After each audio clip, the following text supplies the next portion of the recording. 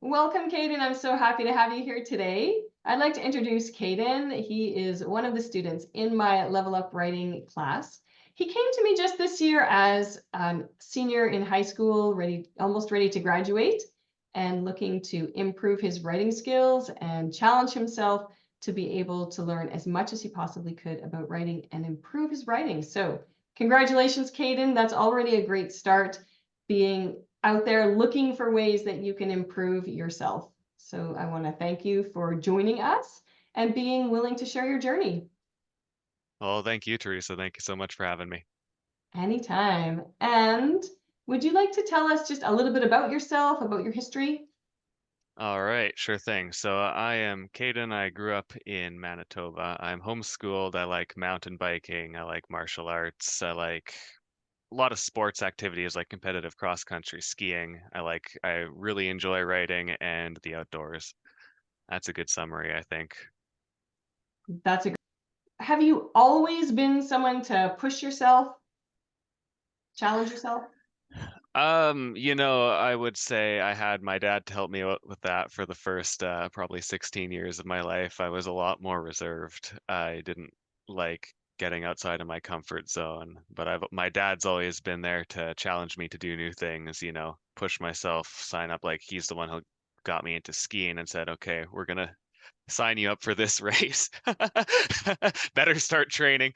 Yeah, and along that like same lines, being outdoors, I during fall I'll go hunting for weeks on end, stuff like that. And I now these days, these last couple of years, I've come to really enjoy it, really enjoy pushing myself in that regard. And that is a large part of why I decided to take this level up course over other courses. Excellent. Okay. It sounds like, as far as mindset goes, what strategies do you use for pushing yourself or for growing or for time management, productivity? What have you already come to learn? When it comes to say,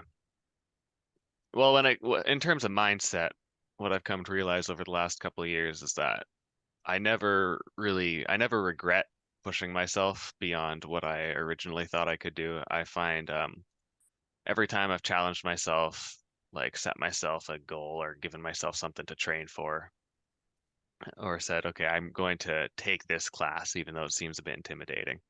I've, it's always stressful, but I think stress is the precursor to growth. And so I find that when all is said and done, I never have regretted taking a risk or pushing myself. And let's see, when it comes to productivity, in terms of, say, homework and assignments, something I discovered a tactic that works for me during the level up course was I was really struggling to get words on paper for my essay. I would like spend a whole day just in front of my computer Nice. trying to work, and I'd get so stuck on individual sentences. And so a solution that I came up with, it's similar to say a Pomodoro technique, but not quite. Go 45 minutes on. So I'll set a timer for 45 minutes. And during that 45 minutes, I just won't allow myself to stop typing. I'll just even if I'm like, oh, this isn't good, I will just keep going. And I figure like, after I've got a good chunk of text down, I'll go back over it and I'll take out the parts that I liked, and then I'll leave those to work on for my next writing block, but I'm getting ahead of myself.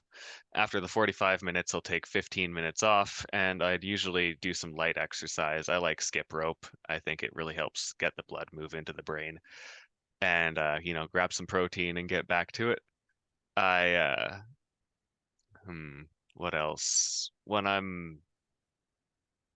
my life is revolving predominantly around homework and assignments, I avoid heavy breakfasts, things like carbs at the start of the day. It's a bit of a controversial thing. I'm not one of the people who tell you that you should never eat carbs, but I do find that if I uh, if I have, say, a bagel with cream cheese or something to start off the day, then I am a lot slower than if I either did fasted for the start of the day or just had eggs or something along those lines, something more lean.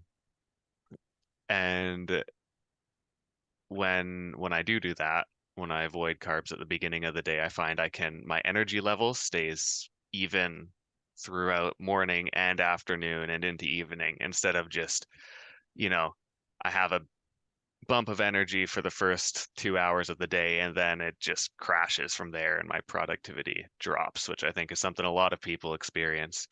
Um, it's not a, you know, fix one solution fixes all problems kind of thing, but I have found it helpful. You've been pretty self-aware about that and like tried different things, noticed how things affect you, and chosen what's best for you and gone from there. That was really what the level up course did for me in that regard was I basically spent the term that I participated just experimenting with different strategies because I was experiencing a lot of writer's block, a lot of procrastination. We'll talk about perfectionism later, but I uh, I was really struggling to find workarounds, so I was just trying as many things as I could, and by the end, I felt like I had a good framework. I knew what worked for me, and yeah, I think that's a valuable takeaway. Excellent. Your perseverance has really paid off. Trying I different things, working hard, trying to find a solution instead of shutting down when things were difficult, uh, as many people will do. But I think part of that is your growth mindset, the idea that you can learn from difficult things, that like pain is part of growth. It's what needs to happen in order for us to grow. So you came to me already well into an open mindset or a growth mindset, realizing that things are going to be difficult and that's how you learn and grow. So you started maybe a step ahead, but also because of your age, you're a lot more self-aware. So students that come younger often haven't developed that self-awareness yet. So Precisely, and I think like let me tell you, if I joined a year ago, I would have not come in with the same mindset, and I would have had to. It would have been something I would have had to learn going forwards throughout the course instead of having going into it. And it's like growth mindset is something that comes with maturity, but maturity comes with experience. So, pushing yourself through a course such as Level Up, for example, leads to maturity and growth and improvements in mindset. And that's what, you know, writing aspect aside, that's like, in my opinion, one of the most valuable takeaways going forward in life is the improvement in mindset that comes with overcoming, say, the stresses of assignments and timelines, due dates. excellent. Yes. And there are many students that don't develop that growth mindset because they avoid, procrastinate, quit. And that's something we see maybe very often in the homeschool community. We see it happening with parents, right? They'll buy a curriculum. This isn't quite working. This isn't working. We'll quit that one and we'll get a new one. We'll try a new one. And instead of like pushing through the difficult pieces to learn from the process, they're very quick to just find a new thing. And sometimes pushing through is really important because because it's not easy or just because it's painful doesn't mean that it's necessarily not working. Maybe that's part of the working. Yeah, absolutely. No, I agree with that. Okay, perfectionism. Kayden, do you want to talk to me about perfectionism and maybe your thoughts on that? The difference between perfectionism and drive? Yes, absolutely. So something you just said made me think of this. I think perfectionism is particularly common amongst homeschoolers. I'd go on a limb and say that. I think it's super easy because when you're homeschooled, um, like I said, I've been homeschooled my whole life. It's you take a course such as this, or really anything in life, and it's common to just go all the way, like 100% into that course, like funnel 90% of your energy into it. Um, and in that regard, I think you end up feeling like, well, in my case, when I take a online course, I like to divert like as much of my energy into it as humanly possible. And then when I do that, I feel like, okay, well, this, my whole life is revolving around this right now. If I'm not performing, then that reflects poorly upon, who I am, my character, and my ability to persevere. And I think that leads to a perfectionist mindset and to procrastination as well. I think perfectionism does lead to procrastination. Something I heard a long time ago, I think on a podcast, was perfectionism is born of insecurity. Like you don't feel the need to be perfect in an area that you're totally secure about, that you're not insecure about. Mhm. If you think something directly reflects, like if you think your performance in one area directly reflects who you are as a person, then you're bound to go into that with more of a perfectionist mindset. And I think it's really easy to kind of fall into that trap as a homeschooler. I don't know. What do you think? Absolutely agree. Yeah, perfectionism really does lead to procrastination because when we feel insecure in something or unsure, we feel as though everything has to be perfect all of the time. And if it's not perfect, or we're afraid that it can't be perfect, we don't want to hand it in. We don't want it to be seen. We don't even want to start because we know it can't be perfect. Nothing can be perfect. So if it has to be perfect and that's the only goal that matters, then there's no possible way it can be perfect. So do I really even want to start it? And so we come into the task already feeling discouraged. So often we will avoid the task completely. And the more we avoid it, the more discouraged we get and the more frustrated we become. And then the more we avoid it, if we're in that cycle of allowing our feelings about something to dictate whether or not we do it. Writing process really is the opposite of perfectionism. Did you find that? Yes, absolutely. And I've heard a quote before, perfect is the enemy of the good.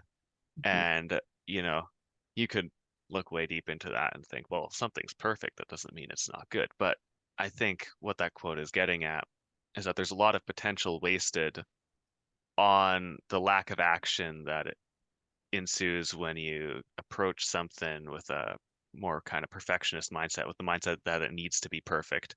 If it's not perfect, then it's not worth doing. That's what I struggled with when I was writing my essays, is I'd start writing and I think, man, none of this looks good. Like, um, my sentences, one in every three sentences, I'll think, okay, this is all right, but then it doesn't tie together exactly how I'd like it to. And then that kind of need for everything to be perfect would manifest in lack of action in the form of procrastination. And procrastination can even, you can procrastinate in a way that seems productive, at least mentally. Mhm. I think simply you can procrastinate by researching how to stop procrastinating, when really all you got to do is just sit down and keep writing and push through that block. It's just a mental barrier is all it is.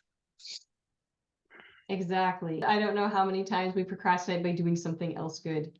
When Yeah. I was studying for exams, I had the cleanest house, the Yeah. best meals, right? Well, I have to clean. I have to do the dishes. That's right. They could probably wait. When you have discipline to just drive yourself and push on, though, then we see perfectionism coming out in working too long, spending too long doing things when we really don't need to use that time. So that puts the crunch on all of the other pieces in our life. Like you said, you want to throw 90% of your life into this one thing.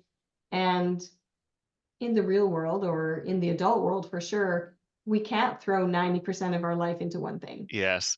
That's the kind of the homeschooling dilemma, I think. I really I think homeschooling is a wonderful thing. I certainly intend to homeschool my future kids, but I also think that one of the legitimate criticisms it faces is that you don't, you know, obviously everyone homeschools differently, so this is different for everyone, but I think a lot of kids don't necessarily learn how to deal with multiple stressors at once for a prolonged period of time. I think, at least in my life, I've gotten used to focusing my all of my energy on one single task at a time. Like right now it is work and fitness, and a couple months ago it was just 100% essay writing and like optimizing my space for maximum output, right?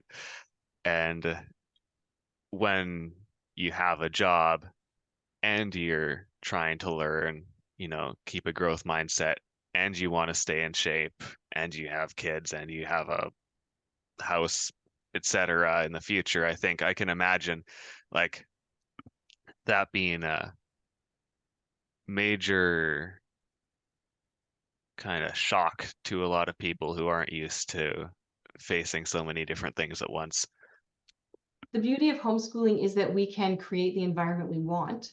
Exactly. So we often spend a lot of energy trying to optimize the environment for our student instead of realizing that we really need to equip them for the world that's going to have multiple pressures from all different areas.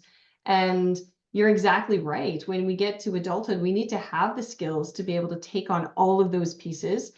And while it's good that we can optimize the environment, sometimes we don't have we need to recognize that the environment won't always be optimized, and we need to learn what to do when the environment isn't optimized, or when things aren't perfect or don't go as planned, or there's just too many things for us to do and we can't finish them all the way we want to. We have to figure out what our priorities are and how to manage those priorities.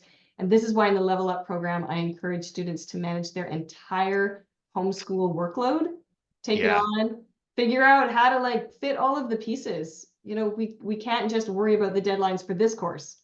We have to have the deadlines for all the things, and some things don't have deadlines, but we have to work on them even though they don't have hard deadlines, because many of our courses we just continue to work through until the end, and when they're done we're finished.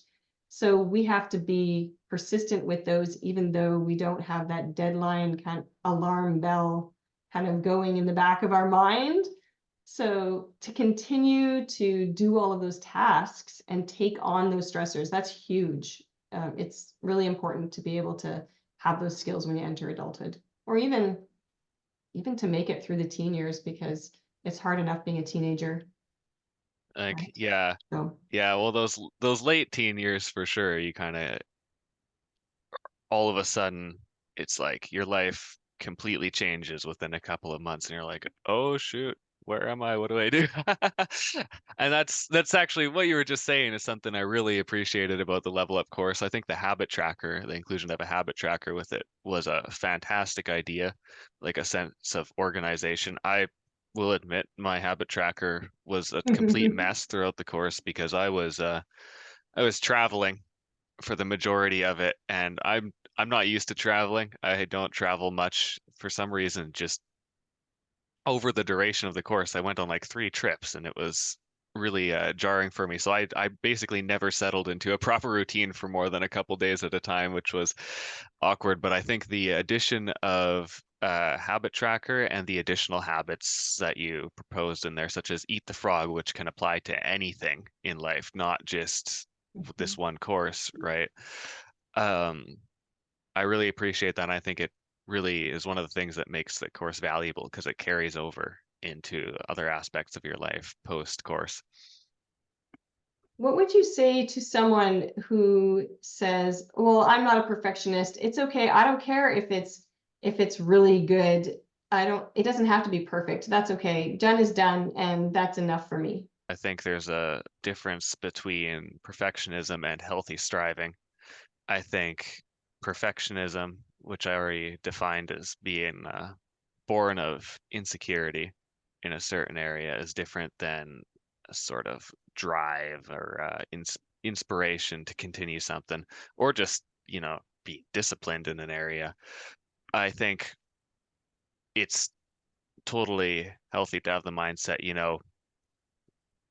it doesn't need to be perfect, but you have to first give it like your best shot and then say it doesn't need to be perfect, you know, like I've given this everything I can reasonably give it in this regard, and it's not perfect, but nothing is. And so this is the best I can do here, and I think this is good. I was just talking about one of the legitimate criticisms of homeschooling. I'm going to talk about one of the legitimate criticisms of public school. I think a lot of kids learn to do the minimum amount necessary to continue forwards with what they're trying to accomplish. Say that just like the minimum amount for each of the classes that they're in. And I find that, so in that regard, saying, oh, it doesn't need to be perfect is not a healthy thing. So it depends on the individual, I think. So students still need to challenge themselves and push themselves to learn and grow, that it's okay. It's important that we aren't shackled by perfectionism, but we also can't be shackled by a lack of drive or effort, that nothing matters anyway, because we haven't dreamed and we haven't set goals. Ambition is an imperative, I think. Mhm. Yeah, it absolutely is. That's right. Yes. So perfectionism can hold us back in so many areas of our lives, and it'll stop us from dreaming. It'll stop us from setting big goals and working towards them, because what if we can't reach them? What if we can't get there? And so we want to make sure that we can still dream and set goals and ambitions and shoot for the stars, knowing that we're not going to get Exactly. there, right? Yeah, Or probably that's not right. going to get there. Maybe we will. Maybe we'll surprise ourselves. But along the way, we're going to learn so many skills. We're going to learn so much along the way. And it's about the learning on the way. The success doesn't come when we get to the end. The success comes in the learning along the way. That's right. And while I'm drawing obscure connections on the fly here, I think that perfectionism, because I was just speaking of the importance of ambition, I think that perfectionism is almost like earlier I was saying perfectionism is the enemy of the good. I think you could edit that to perfectionism is the enemy of ambition. I think Mhm. really once you lose that need for everything you do to be absolutely spot on or it's not worth doing, that's when you can really start to push yourself and when you can really, you know, feel that drive and that excitement to learn and to improve and stuff of that nature.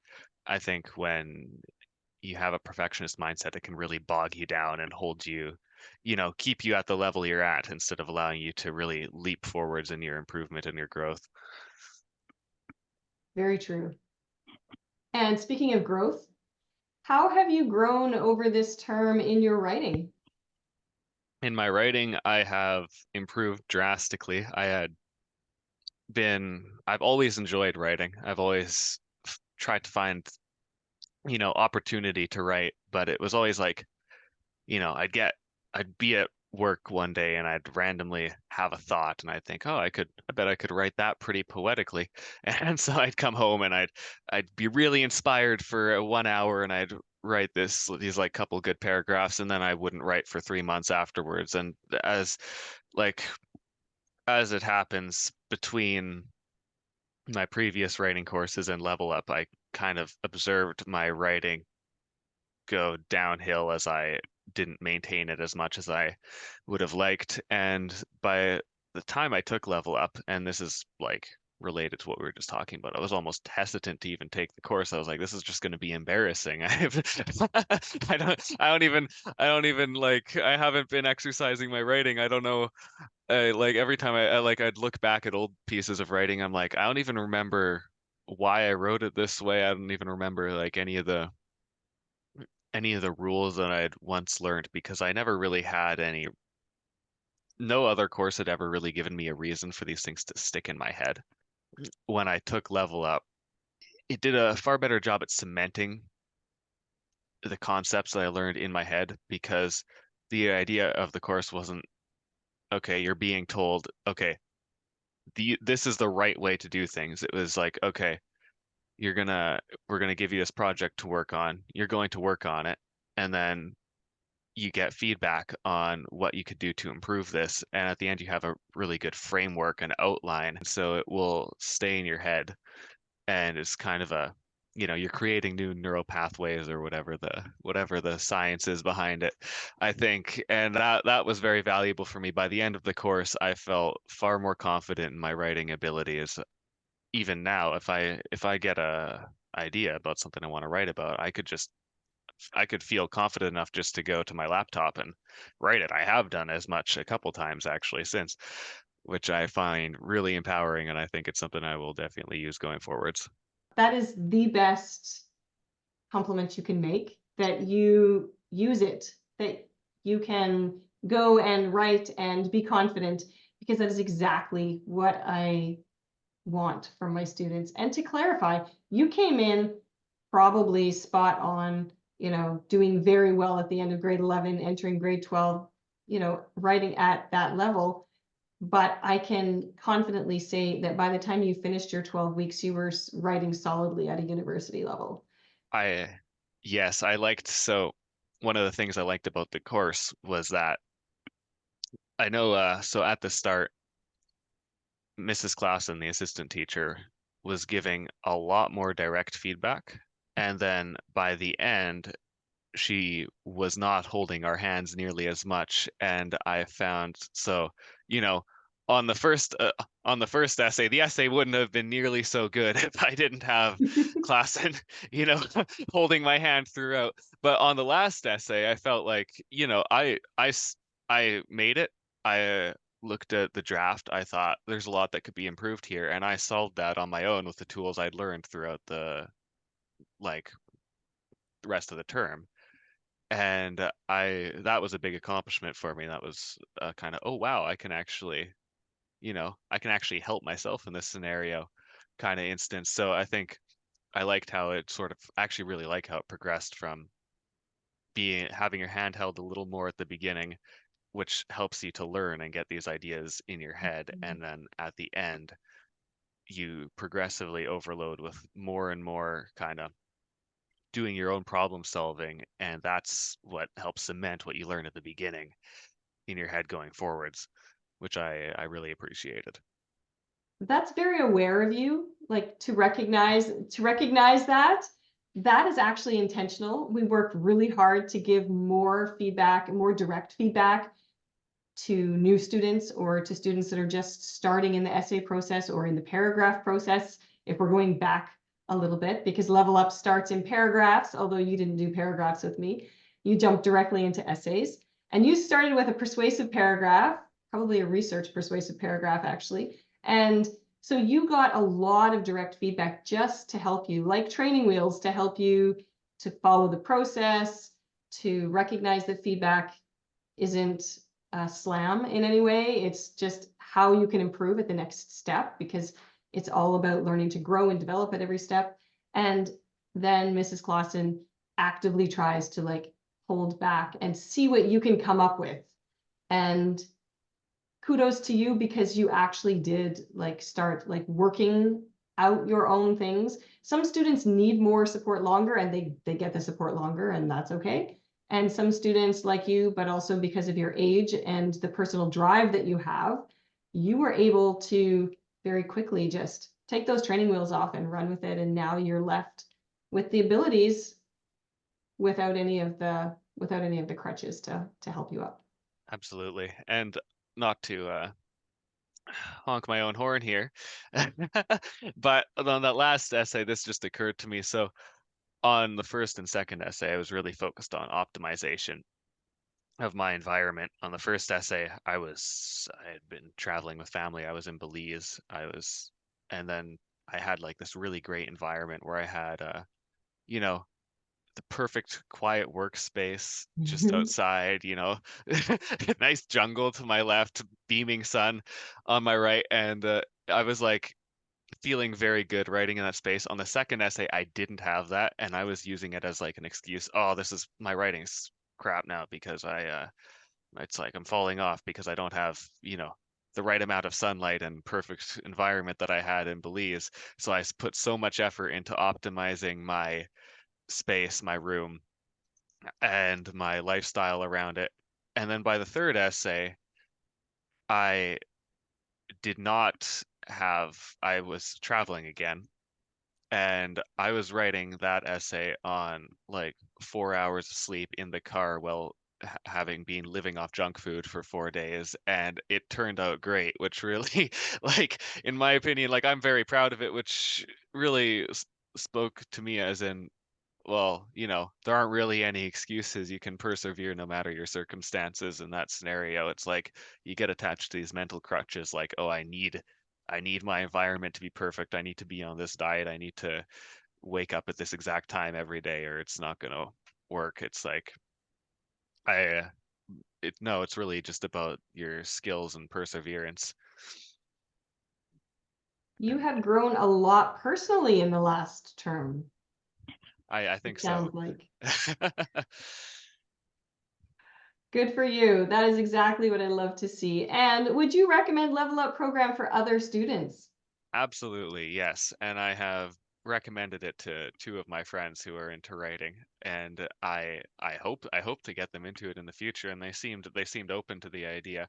I absolutely would recommend Level Up for all of the reasons I have discussed throughout this call. I think in terms of impact it's had on my life, it's been greater than any other course that I've taken. And in terms of practicality and application going forwards, I can see it like the lessons I've learned writing wise and personal growth wise sticking with me.